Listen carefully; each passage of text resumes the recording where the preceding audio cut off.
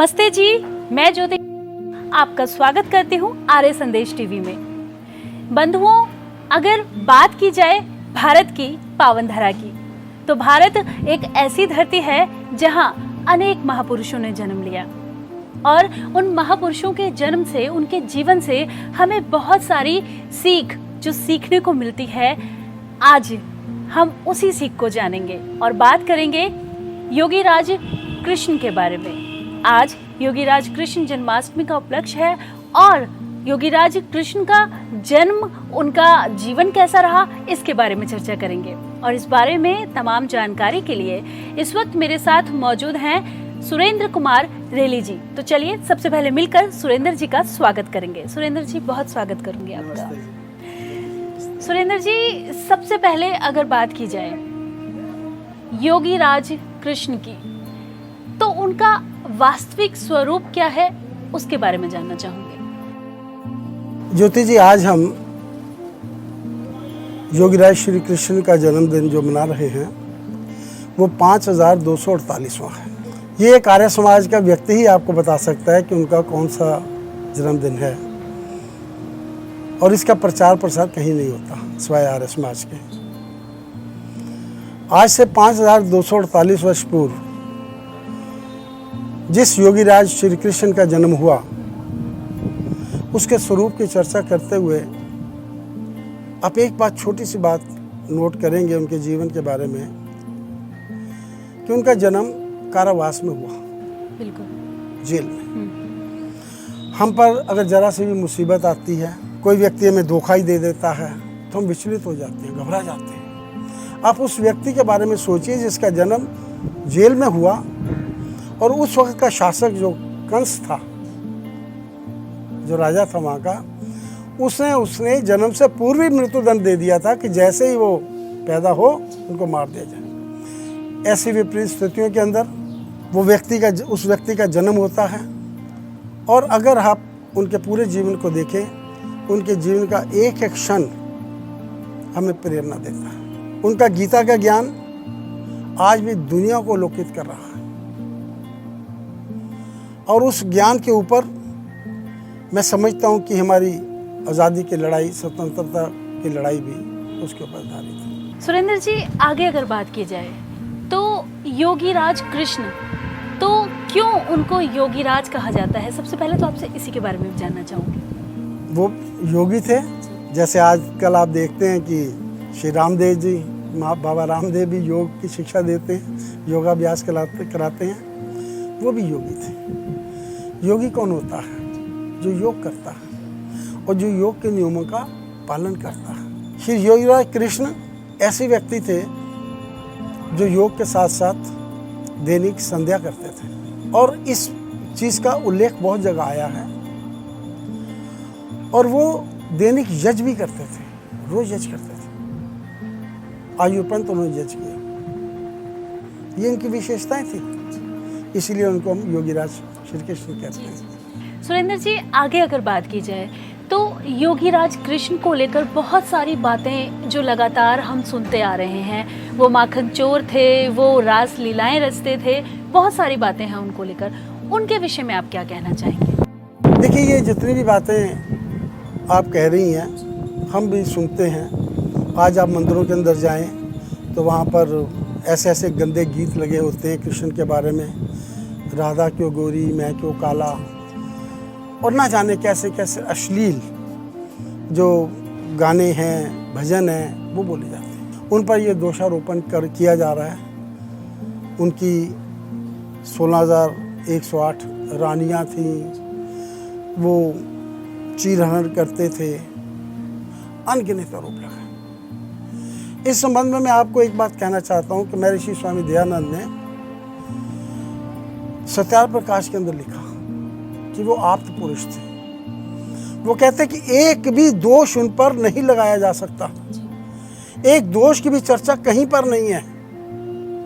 ये महर्षि स्वामी दयानंद जी ने सत्यार प्रकाश में लिखा है, और उसके ऊपर ऐसे दोष लगाए जा रहे हैं, और ये दोष जितने भी हैं ये गलत हैं। यहाँ पर एक बहुत सुंदर बात मैं आपको और बताना चाहता हूँ कि आर्य समाज के महानायक जिन्होंने स्वतंत्रता दिवस, स्वतंत्रता आंदोलन के अंदर बहुत योगदान दिया।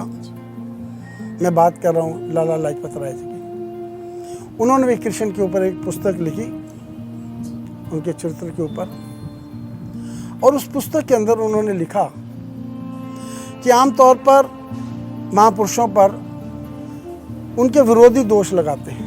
जो उसका विरोधी होता है वो दोष लगाता है। अभी भी आप देख लो, विरोधी पक्ष वाले दोष लगाते हैं। लेकिन कितना दुर्भाग्य है कि योगीराज श्री कृष्ण के जो अनुयायी हैं वो इन पर दोष लगा रहे हैं। आज जितने भी आपकी संस्थाएं हैं जो कृष्ण से संबंधित हैं, चाहे वो राधे राधे वाले हों, राधा बल्लभ हैं, असंख्य मठ बने हुए हैं कृष्ण के ऊपर, और यही लोग उनके ऊपर आरोप लगा रहे हैं, उनको बदनाम कर रहे हैं। लेकिन श्री कृष्ण ऐसे नहीं थे।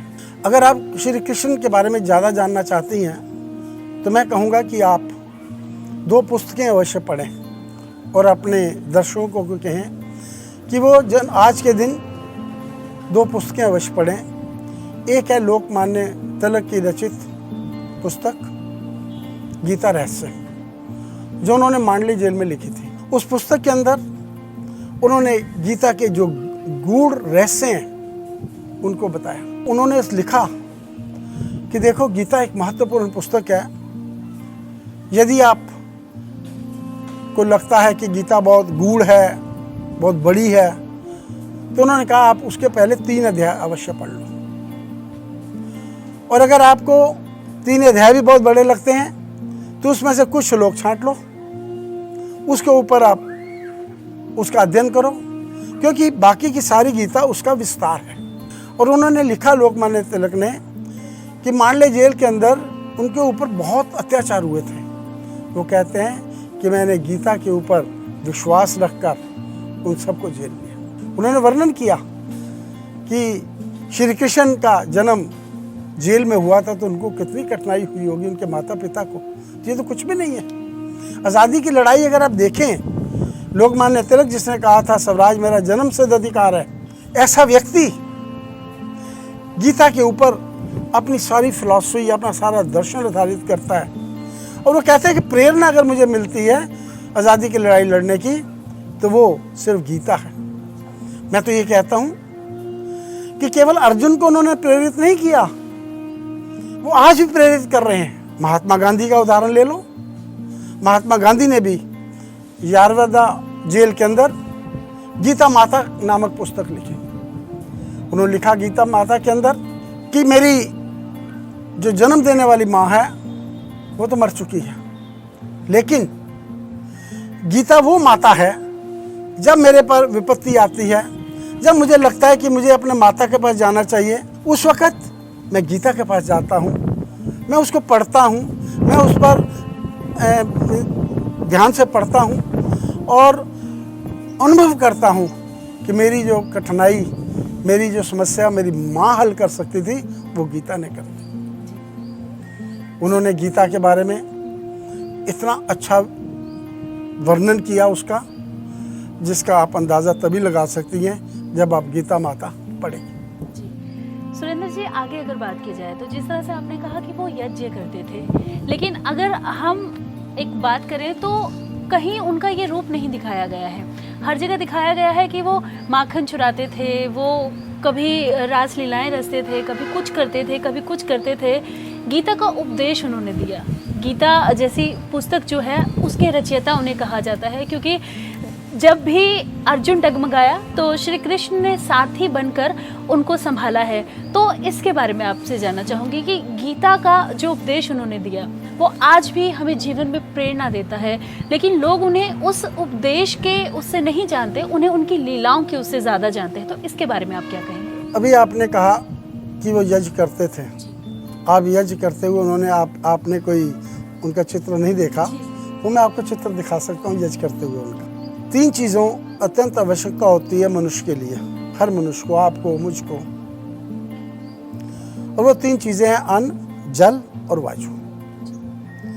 ये 3 चीज़ों का जब हम ध्यान रखते हैं तो हमारा जीवन व्यवस्थित होता है, और अगर हम 3 चीज़ों पर ध्यान नहीं देते तो फिर ये कोरोना जैसी बीमारी जिससे आप जूझ रहे हैं, हम सब पूरा विश्व जूझ रहा है, मैं तो अक्सर कहता हूँ ये प्रकृति का कोरोना नहीं है, ये प्रकृति का हमारे ऊपर क्रोध है।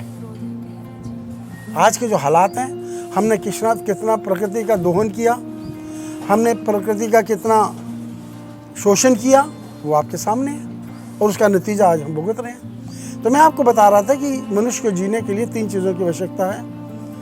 पहला है अन्न, दूसरा है जल और तीसरी है वायु। अन्न, मुझे मालूम है कि जब मेरी माँ मुझे बचपन में गेहूँ पिसवाने के लिए भेजती थी तो उसे धोकर साफ करके देती थी। अन्न को हमने साफ करना सीख लिया। आज भी जब घर में चावल बनता है, दालें बनती हैं, उसको हमारी माँ बहनें साफ करती हैं, उनको साफ करती हैं, धोती हैं। फल भी है, उनको भी हम धोकर कहते हैं। आजकल तो आप और आगे बढ़ गए हैं, उनका भी धोकर इस्तेमाल सब्जियों का किया जाता है। तो अन्न को तो साफ करना हमने सीख लिया और जल को भी सीख लिया। वैसे तो आप एक घड़े के अंदर, मिट्टी के घड़े में रात को जल भर कर रख दीजिए, सुबह आप देखेंगे कि वो जल बिल्कुल शुद्ध और पवित्र हो। लेकिन अब आरओ सिस्टम आ गया, एक्वागार्ड आ गए, तो जल को भी हमने साफ करना सीख लिया। लेकिन वायु देखो, अन्न के बिना आप कुछ दिन जिंदा रह सकते हैं। हमारे क्रांतिकारी श्री भगत सिंह, सरदार भगत सिंह का नाम आपने सुना है कि भगत सिंह के साथी थे यतिन दास। तो जेल के अंदर सुविधाएं नहीं मिलती थी, तो उन सुविधाओं के लिए उन्होंने आंदोलन किया और वो जतिन जी भूख हड़ताल पर बैठ गए। उन्होंने 63 दिन तक भूख हड़ताल रखी और उसके बाद वो शहीद हो गए। तो इससे ये साबित हुआ कि यदि हम अन्न 63 दिन तक बिना खाएं तो हम जिंदा रह सकते हैं। जल के बिना भी कुछ दिन आप जिंदा रह सकते हैं, लेकिन वायु के बिना, शुद्ध वायु के बिना तो आप 1 मिनट भी जिंदा नहीं रह सकते। जल को शुद्ध करना मैंने आपको बता दिया, अन्न को शुद्ध करना, लेकिन वायु को कैसे हम शुद्ध करेंगे? वायु को शुद्ध करने का एक ही तरीका है और वह यज्ञ। और ये प्रूव हो चुका है, वैज्ञानिक तथ्य आ चुके हैं कि जब यज्ञ किया जाता है तो वातावरण शुद्ध हो जाता है। मैंने एक जगह ये भी पढ़ा कि अगर आधा छटाक देसी घी अग्नि के अंदर आप डालते हैं तो वो 2 टन वायु को शुद्ध करती है। और 2 टन वायु आप देखो कितनी होती है। तो अगर हम यज्ञ करते हैं तो आप ये समझिए कि शुद्धि हो सकती है वातावरण की। और श्री कृष्ण यही तो करते थे। आप गीता में पढ़ो तो सही, एक बार नहीं, उन्होंने बार बार कहा कि व्यक्ति को दैनिक यज्ञ करना चाहिए।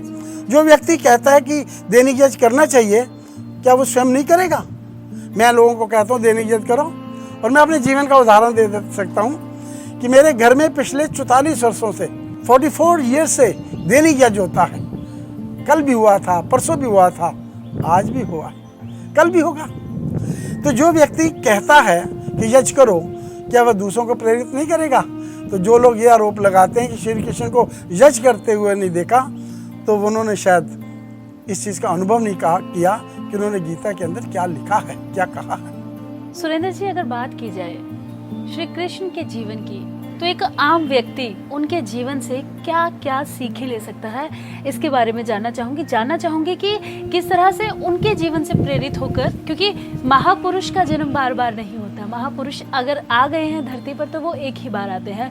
तो हम उनके जीवन से क्या प्रेरणा ले सकते हैं जो अपने जीवन पे हम लागू कर सकते हैं? ज्योति जी, मैं कहूँगा कि आज जन्माष्टमी है, श्री कृष्ण का 5248वां जन्मदिन है। आज का दिन आप गीता पढ़कर गुजारें, गीता को पढ़ें। आप और कुछ करें या ना करें, सुबह संध्या करें, यज्ञ करें, और आप आज के कृष्ण बने। मैं तो कहता हूँ श्री कृष्ण ने भी गीता में कहा, जब जब अधर्म फैलेगा और धर्म की हानि होगी, मैं जन्म लूँगा। तो मैं ये समझता हूँ कि आज मैं जो हूँ, अगर आज मैंने अपना जीवन बनाना है तो मुझे कृष्ण बनना है, आपको भी बनना है, आपके श्रोताओं को भी बनना है। तो आज के कृष्ण बनो, और आज का कृष्ण वही बन सकता है जो उनके उपदेशों को, जो उनके ज्ञान को गीता के अंदर हासिल करेगा। गीता पढ़ेगा तभी तो पता लगेगा। आज गीता का स्वाध्याय करो, गीता का करो, और साथ साथ महात्मा गांधी की गीता माता का भी करो, गीता रहस्य भी पढ़ो, और उसके बाद लाला लाजपत राय की पुस्तक कृष्ण चरित्र भी पढ़ो। और इसके अलावा भी बहुत से पुस्तकें जो हमारे विद्वानों ने लिखी हैं, उनको आप पढ़िए तो आपको प्रेरणा मिलेगी। और आज आप आज के कृष्ण होंगे।